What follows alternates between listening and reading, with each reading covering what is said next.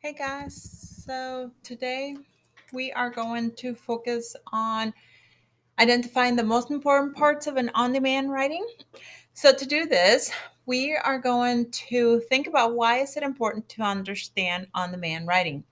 We talked about how on demand is very similar to what K-Prep would look like. So, really, not only are we preparing for a test, but we're preparing for life as we become writers. When you go to college, you will need to write. For your job, you will need to write.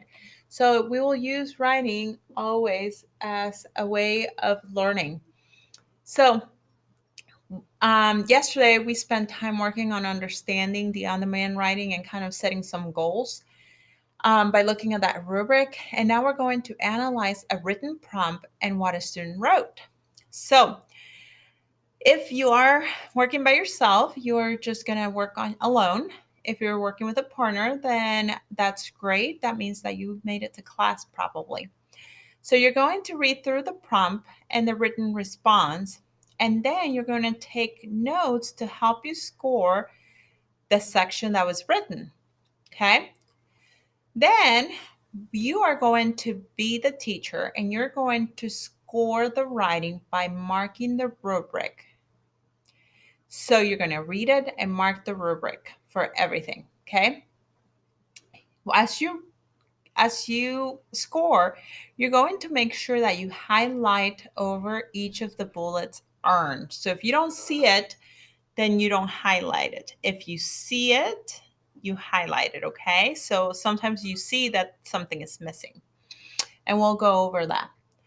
Then at the end, you're going to calculate the points and you're going to give a final grade, which is a 1, 2, 3, or 4 based on how they did. So let's look at what that looks like. So in your Google Classroom, under writing, you have an assigned task that looks just like this one, except for you, it might look a little bit different. It might No, it doesn't look different. It's the same.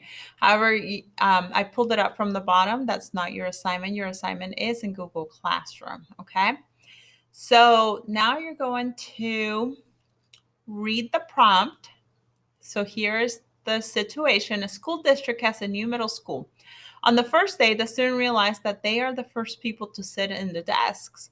Use the books in the library, walk in the halls, and set the traditions of all the students who will attend for years and years to come.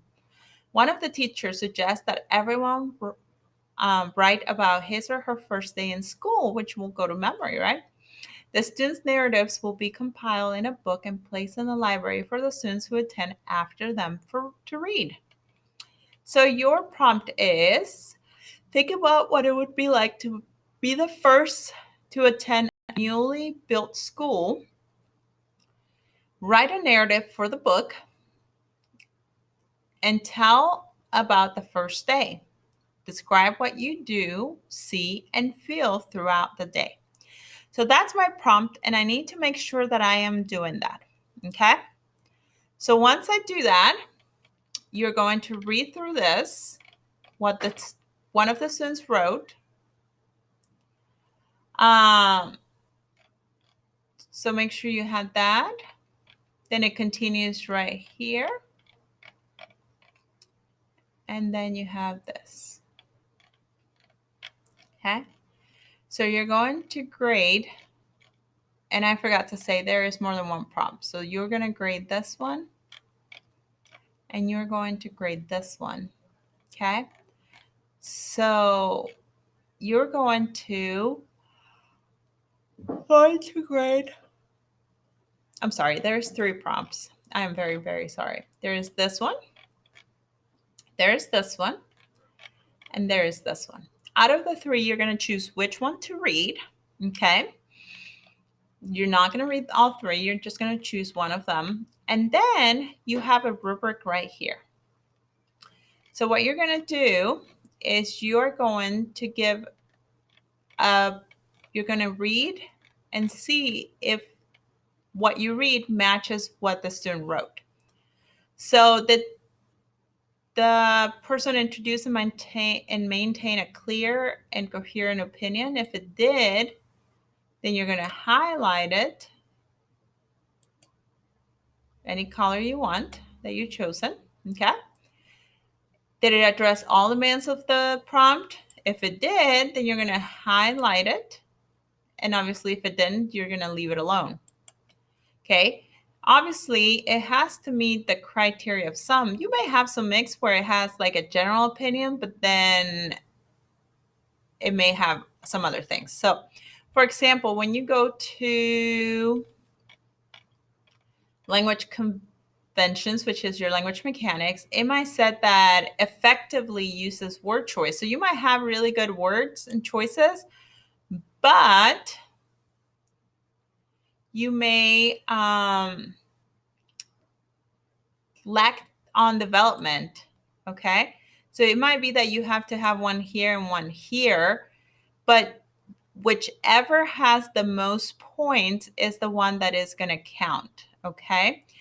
At the end, once you highlight everything in your rubric, you're going to see, was this section a 1, a 2, a 3, or a 4 for the most part? And that's what you're going to give for that section. Then you're going to count, let's say I scored proficient in this one, then that's 3 points for here. Then I'm going to look at this, and it seemed like apprentice was like my biggest area here. I score on the 2 of them as apprentice.